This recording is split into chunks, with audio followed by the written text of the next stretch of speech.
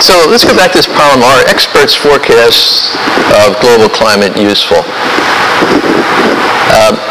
Poor forecasts are easy to find. People are publishing these. In 1924, there were forecasts that we're heading into a new ice age. In 1974, cooling was regarded as inevitable. So what about expert forecasts? I referred briefly to one of our findings, one of our principles about expertise. And in 1978, based on a small number of studies in economics and psychology, I came up with what I call the seersucker theory.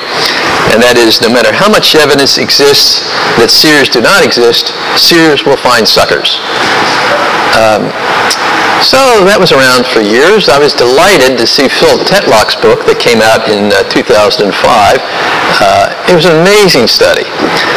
Phil had a few hundred experts in economics and politics, and he had them make forecasts about actual events before things occurred.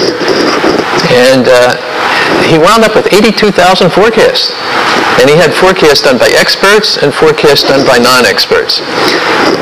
And this went on for 20 years. So in his book, he reports that expertise doesn't seem to improve people's ability to forecast. That the people, like in their first course of economics, can forecast just as well as leading economists. People in their first year of psychology can perform as well as people with 20 years of clinical experience. The same thing happens with politicians and economists. There have been prior reviews of climate forecasting. It's interesting, in 1985, climate forecasts were made purely by judgment. And I thought that was a little more honest, because they used the Delphi technique, and all these experts independently gave their assessments, and they were just summed up, and averages are reported. An amazing amount of study was spent for a small Delphi study, but it got a lot of attention around the world.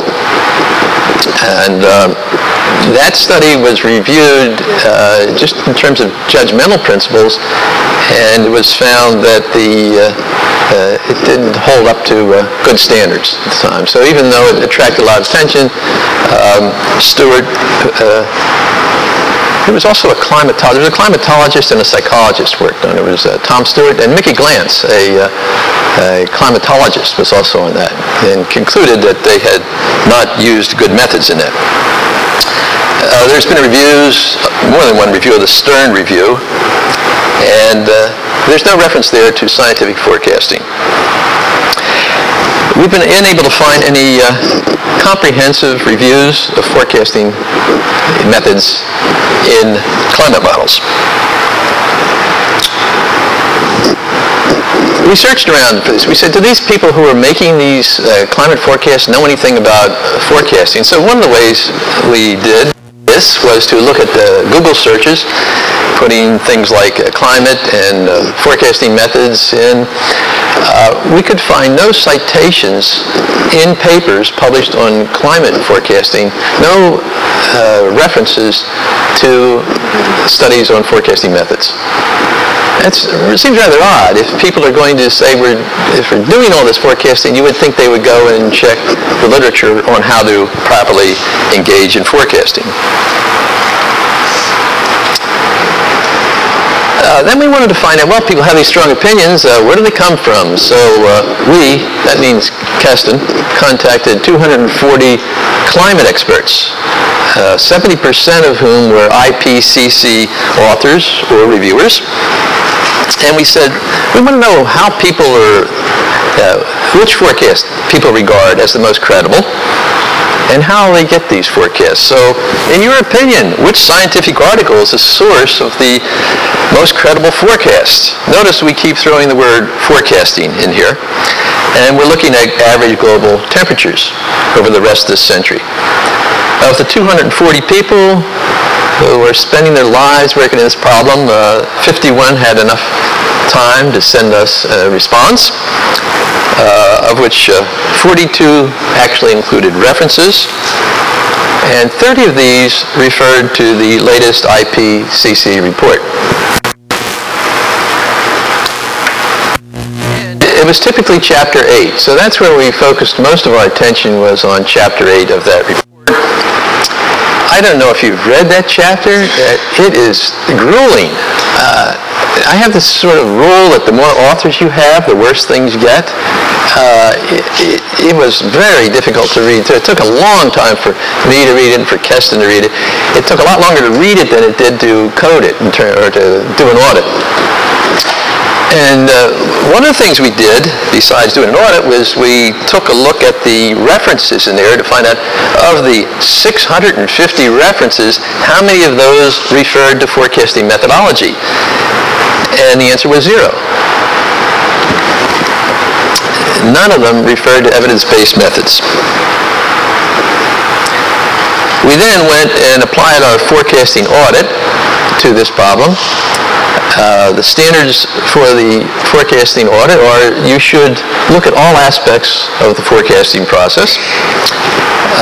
Each principle should be supported by evidence. We have a broad view of evidence. It could be, in some cases, it's expertise. Sometimes it's common sense. Our gold standard is when we have empirical studies. We then rated, in this case, Keston and I do. It's good to have at least 2 raters who independently assess, does this paper follow the principles. The ratings identified errors of omission and errors of commission.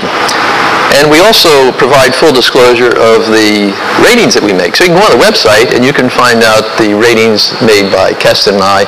And we have been inviting other people to, if they disagree, provide their own ratings, do an audit, and we'll put it on the website, the Public Policy Forecasting website.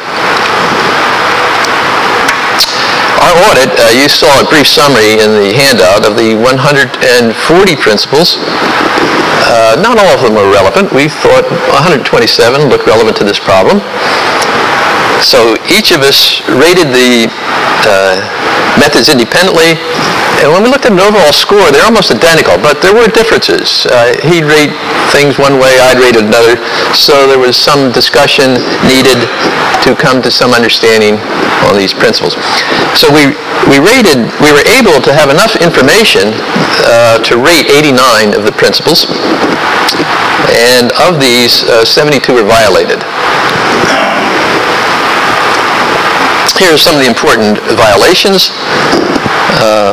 Use only methods that are better than a naive model. So you'd want to test out your model against a naive model, show that you can do better.